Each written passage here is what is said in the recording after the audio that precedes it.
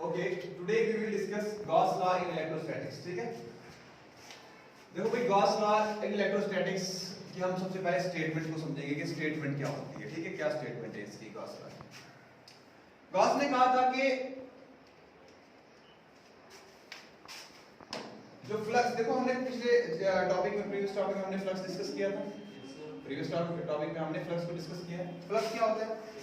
हाँ, number of electric lines of force passing through any surface. ठीक है, whenever placed in electric field. ठीक है, जितनी भी लाइंस वहां से पास करेंगी किसी भी सरफेस में से, ठीक है, तो वहां पे क्या क्रिएट होता है?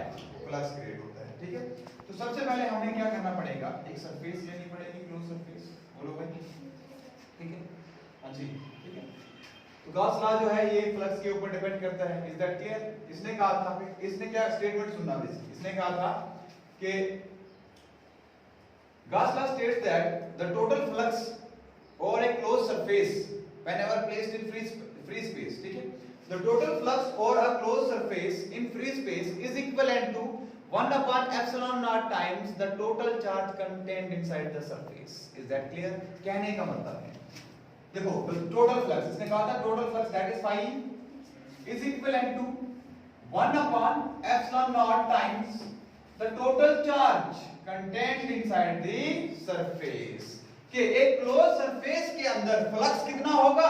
1 upon epsilon naught times the total charge contained inside the surface. Is that clear? कि पूरा फ्लक्स इस एरिया में, इस सरफेस के ऊपर पूरा फ्लक्स कितना क्रिएट होगा भाई? वो होगा 1 upon epsilon naught time. epsilon naught क्या है? Permittivity of free space. Permittivity of free space 1 upon epsilon naught times the total charge contained inside the surface. इसके बराबर होगा टोटल फ्लक्स जो इस सरफेस के अंदर बनेगा. Is that clear?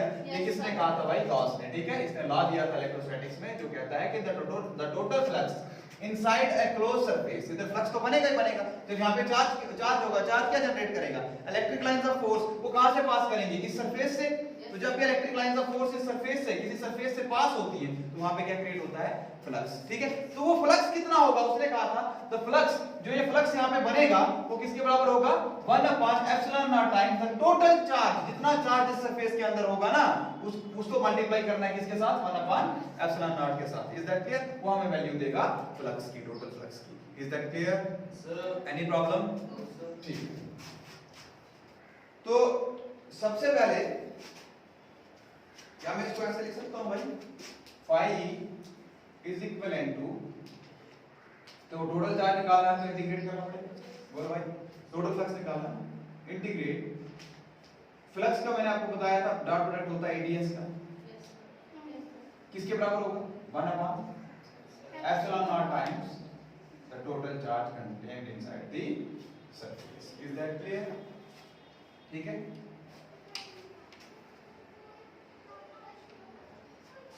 पॉज करते रहिए. क्या करना है अब? हमने क्या करना है? सबसे पहले देखो, सबसे पहले एक आइसोलेटेड चार्ज लेना है. ठीक है, आइसोलेटेड चार्ज लेंगे हम. प्लस क्यू चार्ज हमने यहाँ पे सेंटर में रख दिया भाई, plus Q charge. Is that clear? अब फ्लक्स निकालना है तो ऐसे तो हम निकाल नहीं सकते, हम एक सरफेस को लेना जरूरी है. देखो भाई, फ्लक्स की डेफिनेशन में ये है. ठीक है, क्लियर है? Number of electric lines of force passing through any surface. ठीक है, तो सरफेस लेनी पड़ेगी. हम क्या करेंगे? एक सरफेस बनाएंगे इसके आसपास. Is that clear? ये हमने एक सरफेस ले ली इसके आसपास. ठीक है, अब इस सरफेस पे आपको पता हमने निकालनी है टोटल फ्लक्स. क्या निकालना है हमने? Total flux. अब टोटल एट ए टाइम हम निकाल नहीं सकते. हमने क्या करना है? पहले सबसे पहले एक स्मॉल एरिया एलिमेंट लेना है. Small area element. ठीक है, तो हम यहाँ पे एक स्मॉल एरिया एलिमेंट लेंगे. ठीक है, मान लो इस सेंटर से रेडियस है यहाँ तक का कितना? That is r. कितना है भाई? r distance. ठीक है, हमने यहाँ ले लिया area element. Let us suppose ये है हमारे पास एक ds सरफेस. क्या है? टोटल सरफेस कितनी है? तो ये कितना होगा? ds. ठीक है, डिफरेंशिएट कर दिया ना, यहाँ पे टुकड़ा ले लिया एक. Is that clear? तो दैट इज ds. ठीक है, अब हम यहाँ पे लेंगे एक एरिया वेक्टर. ठीक है, आप देख रहे हो यहाँ पे इलेक्ट्रिक फील्ड की डायरेक्शन कहाँ होगी? आउटवर्ड. पॉजिटिव चार्ज है, इससे हमेशा कहाँ होती है? जनरेट आउटवर्ड होती है. ठीक है, तो इलेक्ट्रिक फील्ड की डायरेक्शन क्या मैं इस तरफ दिखा सकता हूँ? Yes sir. अब यहाँ पे ले लिया मैंने एरिया. अब मैंने यहाँ पे ड्रा करना है एक एरिया वेक्टर. क्या एरिया? वो कहाँ के लिए होगा? वो भी कहाँ के लिए होगा? हाँ, in the direction of electric field. Outward. क्यों? मैंने परसों ही समझाया था आपको, एरिया वेक्टर समझाया था ना, परपेंडिकुलरली आउटवर्ड, बाहर की तरफ गया था यहाँ से, बोला भाई ये एरिया था, मैं यहाँ से अंदर से बाहर की तरफ गया, परपेंडिकुलर 90 डिग्री के बाहर की तरफ आउटवर्ड, तो ये भी एरिया वेक्टर ये है, ये एरिया है, ठीक है, ये एरिया आगे इस पे वेक्टर ड्रा करना होगा मुझे, एरिया वेक्टर तो कहां मिले, बाहर की तरफ, मतलब ई की डायरेक्शन भी ये और डीएस की डायरेक्शन भी। Is that clear? बोलो भाई, यहां तक कोई प्रॉब्लम? ठीक है, तो अब मुझे सबसे पहले let us calculate the electric field. सबसे पहले हम इलेक्ट्रिक फील्ड कैलकुलेट करेंगे बिकॉज़ ऑफ दिस चार्ज, ठीक है, बिकॉज़ ऑफ दिस चार्ज, ठीक है।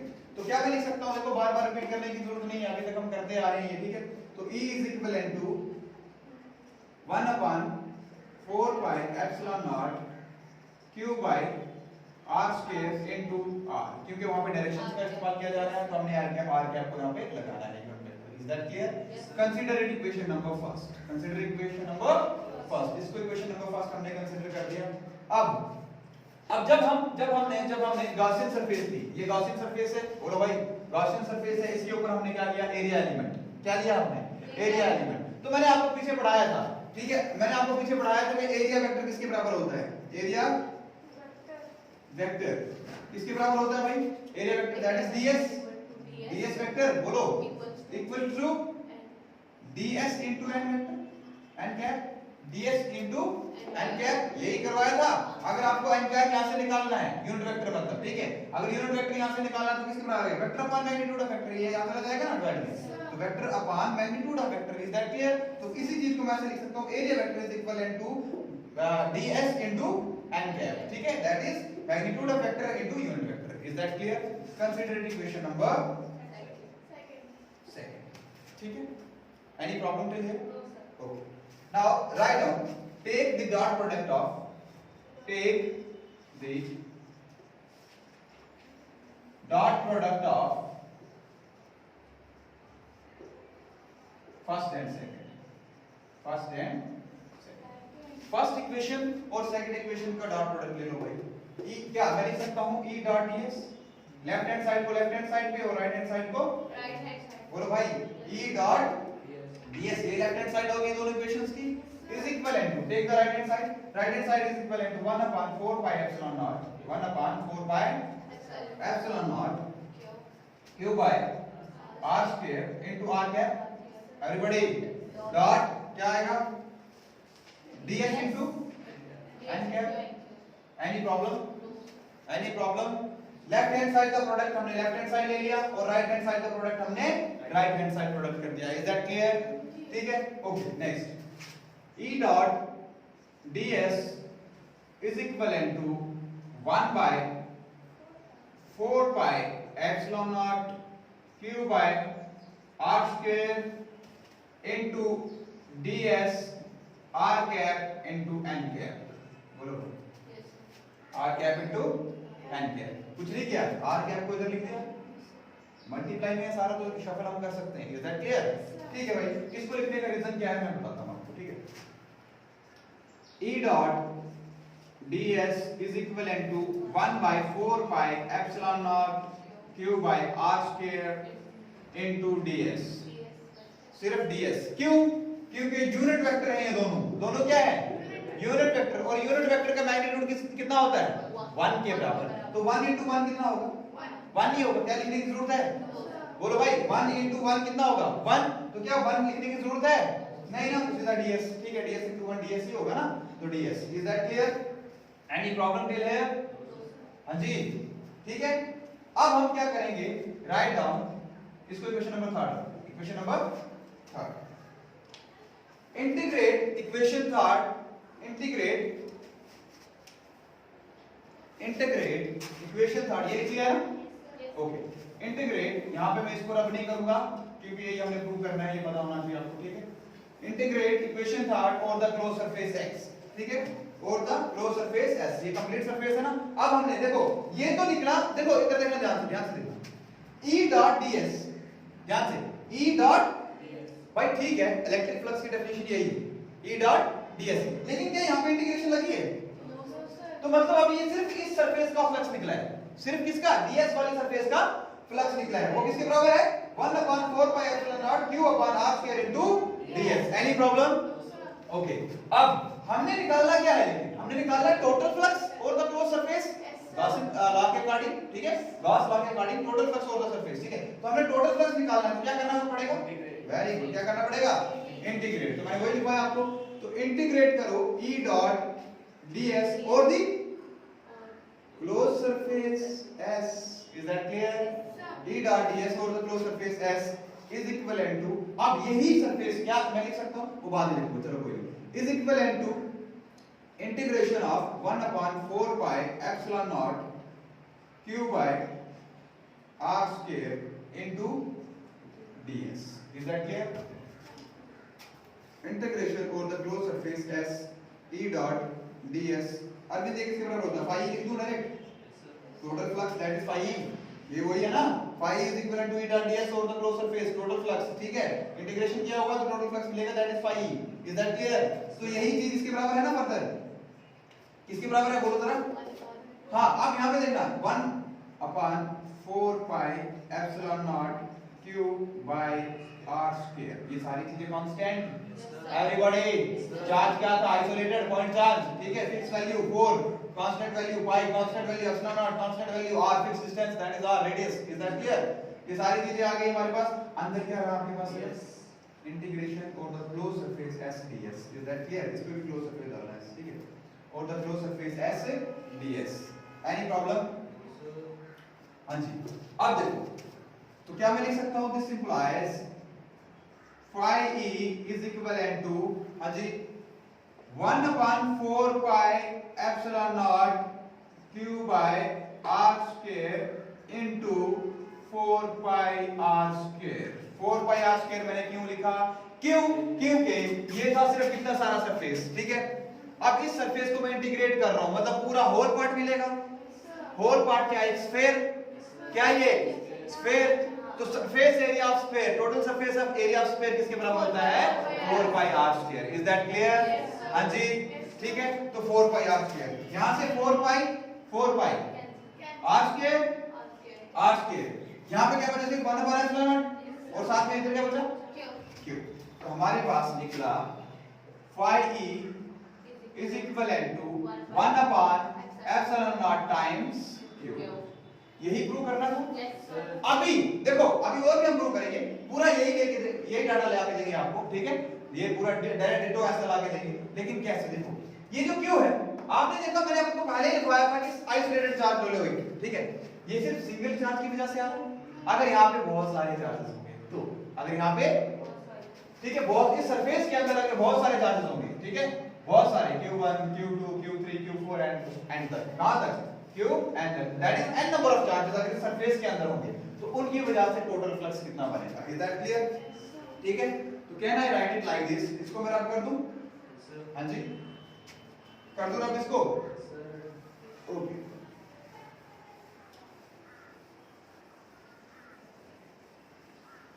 तो मैं लिख सकता हूं क्या, ये देखो, एक सिंगल चार्ज की वजह से हमारे पास कितना आ रहा है? 1 upon epsilon naught times q, if we have n number of charges, अगर हमारे पास क्या है? n number of charges होंगे, तब क्या होगा? तो देखो, तब मैं लिख सकता हूं total flux phi E is equivalent to phi E1, बोलो भाई, flux due to first charge plus phi E2 flux due to second charge plus phi E3 flux due to, कहां तक? Up to dash dash dash, कहां तक? phi E n, बोलो भाई, ठीक है। अच्छा, क्या मैं इसको लिख सकता हूं phi E is equivalent to q1 upon epsilon naught, बोलो भाई, यहां से q upon epsilon naught है ना, तो यहां E1 लगा है तो q1 upon epsilon naught, everybody, यहां क्या है? q upon epsilon naught, तो यहां पे E1 लगा हुआ तो q1 upon epsilon naught, that is first charge, मैंने पहले कहा था ना, flux due to first charge, plus q2 upon epsilon naught, बोलो भाई, plus q3 upon epsilon naught, और plus dash dash up to where? qm by epsilon naught, any problem? बोलो भाई, सब में देख रहे हो epsilon naught आ रहा है, epsilon naught सब में आ रहा है ना, can I take it common? Okay, तो phi E is equivalent to 1 upon epsilon naught क्योंकि अपान में लेना पड़ेगा, अपान में है तो ठीक है 1 upon epsilon naught. Is that clear? Okay अंदर क्या रहा हमारे पास q1 plus q2 plus q3 plus up to where कहां तक qn तक. Is that clear? ठीक है समझ आ गया यहां तक. ठीक है तो q1 plus q2 plus q3 plus qn ये किसकी वैल्यू देंगे हमें? टोटल चार्ज की. बोलो भाई किसकी वैल्यू देंगे ये? Total charge. And total charge is represented by capital Q 1 upon epsilon naught times capital Q. Any problem? क्या यही प्रूव करना था? हाँ जी ये q1 plus q2 plus q3 plus qn इनकी जगह डायरेक्ट मैंने क्या लिख दिया? Capital Q. ठीक है that is total charge content inside the surface. क्या यही प्रूफ था? यहाँ पे देखो phi e ये छोड़ो यहाँ से इधर था ना ये proof. phi e is equivalent to 1 upon epsilon naught times q. Is that clear? क्या यही डेफिनेशन थी गॉस लॉ की? Gauss law states that the total flux over the closed surface is equal to 1 upon epsilon naught times the total charge contained inside the surface. Total charge that is q वो किसके बराबर है? q1 plus q2 plus q3 plus qn. ये इसके बराबर है ना आपके qn. ठीक है the total charge contained inside the closed surface. Is that clear? Any problem?